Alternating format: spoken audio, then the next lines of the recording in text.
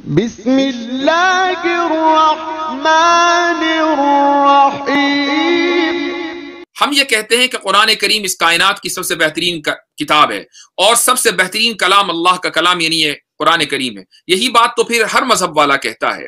آخر ہم دوسرے مذاہب کے ماننے والوں کے سامنے یہ کس بنیاد پر دعویٰ کریں اور کیسے اس کو ثابت کریں کہ تم قرآن کریم کا مطالعہ کرو اور قرآن کریم کو نعمت سمجھو، قرآن کریم کا پڑھنا تمہارے لیے کتنا ضروری ہے، اور وہ کیسے اپنے اس اعتقاد کو ختم کر لے۔ مثلا اگر کوئی شخص انجیل پر عمل کرنے والا یا انجیل کو ماننے والا ہے تو وہ یہ کیسے سمجھے کہ نہیں مجھے انجیل کے بجائے قرآن کریم کو پڑھنا چاہیے، یا اگر کوئی شخص بھگوت گیتا یا وید پر عمل کرنے والا اور اس کو سمجھنے والا اور اس کو پڑھنے والا ہے تو ہم کیسے اس کے سامنے یہ کہیں کہ نہیں تمہیں ان چیزوں کو چھوڑ کر قرآن کریم کو سمجھنا اور پڑھنا چاہیے اور اس پر عمل کرنا چاہیے۔ یا اسی طریقے سے اگر کوئی شخص تورات کے اوپر عمل کرنے والا اور اس کو سمجھنے والا اور اس پر چلنے والا ہے تو آپ اس کو تورات سے ہٹا کر قرآن کریم پر کیسے لائیں گے؟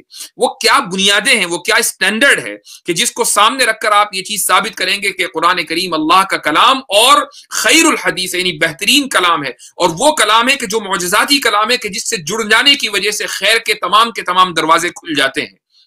وہ آپ کیسے ثابت کریں گے؟ دیکھیے تین بنیادیں ہیں یا تین رولز ہیں، تین قواعد ہیں۔ آپ ان تین چیزوں کو سامنے رکھیں گے تو بہت آسانی کے ساتھ چیزیں کھلتی ہوئی چلی جائیں گی۔ سب سے پہلی چیز تو یہ ہے کہ کتاب وہ ہونی چاہیے کہ جس زبان میں وہ نازل ہوئی۔ آسمانی کتابیں یا مقدس کتابیں اس دنیا کے اندر بہت ساری ہیں، ہر قوم کے یہاں کوئی نہ کوئی مقدس کتاب ہے۔ میں نے کچھ کتابوں کے نام ابھی لیے ہیں۔ تو سب سے پہلا جو اصول اور ضابطہ ہے وہ یہ ہے کہ جس زبان میں وہ کتاب سب سے پہلے سامنے آئی ہے اس زبان میں وہ کتاب محفوظ ہو۔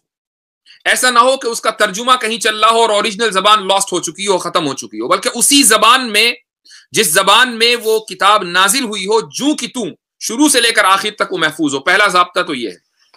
دوسرا ضابطہ یہ ہے کہ جس زبان میں وہ وہ کتاب نازل ہوئی ہے وہ زبان بھی محفوظ ہو۔ صرف وہ کتاب ہی محفوظ نہ ہو بلکہ وہ زبان بھی اپنے طور پر محفوظ ہو۔ اور تیسرا ضابطہ یہ ہے کہ جس ذات اور جس شخصیت کے اوپر وہ کتاب نازل ہوئی ہے وہ شخصیت کامل و مکمل ہو اور اس کے تمام حالات تاریخی اعتبار سے محفوظ ہو۔ جب یہ تین چیزیں آپ سامنے رکھیں گے تو ان تین اصولوں کی بنیاد پر آپ ساری کتابوں کو دیکھتے چلے جائیں۔ جس کتاب کے اوپر یہ تین اصول صادق آتے ہوں اس کتاب کو سمجھ لیجئے کہ اسی سے اپنے آپ کا اپنا تعلق جوڑنا ہے اور اپنا رشتہ باقی رکھنا ہے۔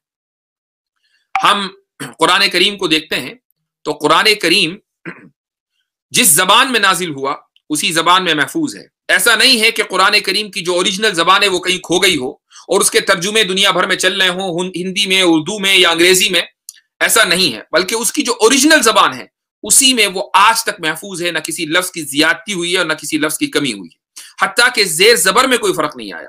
تو پہلا اصول یہاں صادق آتا ہے۔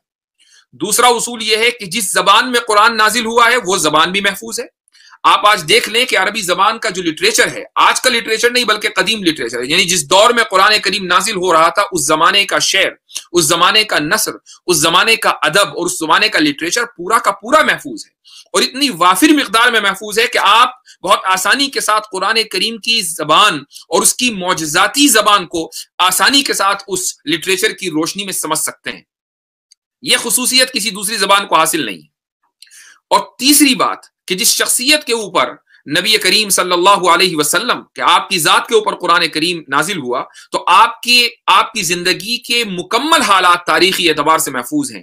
ہم یہ بھی جانتے ہیں کہ آپ نے شادی کی ہے، ہم یہ بھی جانتے ہیں کہ آپ کے یہاں اولاد ہوئی ہے، ہم یہ بھی جانتے ہیں کہ آپ کیسے شوہر تھے، ہم یہ بھی جانتے ہیں کہ آپ کیسے باپ تھے، ہم یہ بھی جانتے ہیں کہ آپ کیسے رہنما تھے، کیسے رہبر تھے، ہم یہ بھی جانتے ہیں کہ آپ نے کس طریقے سے اپنے معاشرے کی اصلاح کی، ہم یہ بھی جانتے ہیں کہ آپ کا صحابہ کرام رضی اللہ عنہم کے ساتھ کس طرح اٹھنا بیٹھنا تھا، کیسے ان کے ساتھ دوستانہ تھا، ہم یہ بھی جانتے ہیں کہ آپ صلی اللہ علیہ وسلم غریبوں کے ساتھ کس طرح پیش آتے تھے، امیروں کے ساتھ کس طرح پیش آتے تھے، غیر مسلموں کے ساتھ کس طرح پیش آتے تھے، دوسرے علاقوں کے جو وفود آتے تھے، ڈیلیگیشنز آتے تھے، ان کے ساتھ آپ صلی اللہ علیہ وسلم کا اٹھنا بیٹھنا اور ملنا جلنا کیسا تھا، یعنی زندگی کا ایک گوشہ آپ صلی اللہ علیہ وسلم کا اس دنیا کے سامنے ہے۔ تو جس شخصیت کے اوپر کتاب نازل ہوئی ہے اس شخصیت کے مکمل حالات محفوظ ہیں۔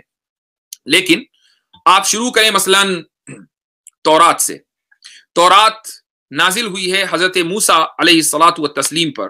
حضرت موسیٰ اللہ کے پیغمبر ہیں، اور اگر حضرت موسیٰ پر کوئی مسلمان ایمان نہ لائے تو وہ مسلمان نہیں ہے، اس کا ایمان ناقص ہے، یعنی ایمان ختم ہے۔ لیکن جس تفصیل کے ساتھ نبی کریم صلی اللہ علیہ وسلم کے حالات محفوظ ہیں، حضرت موسیٰ علیہ السلام کے حالات محفوظ نہیں ہیں۔ ہم یہ تو جانتے ہیں کہ حضرت موسیٰ علیہ السلام نے شادی کی، لیکن یہ کوئی نہیں جانتا کہ ان کے ہاں کتنی اولاد ہوئی ہے، اور اگر یہ کہیں سے ثابت بھی ہو جائے اندازے سے کہ اتنی اولاد ہوئی، تو یہ کوئی نہیں جانتا کہ حضرت موسیٰ علیہ السلام کیسے باپ تھے، کیسے والد تھے، کیسے شوہر تھے، اور آپ نے اپنے معاشرے کی کن اصولوں کی بنیاد پر اصلاح کی ہے، آپ کیسے رہنما تھے، کیسے حکمراں تھے۔ یہ چیزیں یہودیوں کو بھی نہیں پتا، چونکہ حالات حضرت موسیٰ علیہ السلام کے محفوظ نہیں۔ اسی طریقے سے جس زبان میں تورات نازل ہوئی ہے، اگرچہ تورات اسی اوریجنل زبان میں آج بھی ہے جیسا کہ یہودیوں کا دعویٰ ہے، لیکن اس زبان کا جو اپنا لٹریچر ہے وہ محفوظ نہیں ہے۔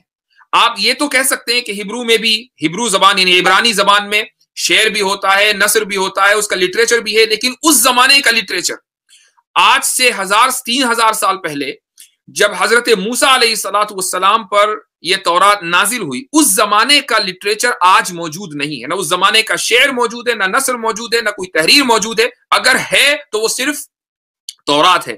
آپ تورات کو تورات ہی کے ذریعے جج کر سکتے ہیں، کسی دوسری اس زمانے کے لٹریچر کے ذریعے جج نہیں کر سکتے۔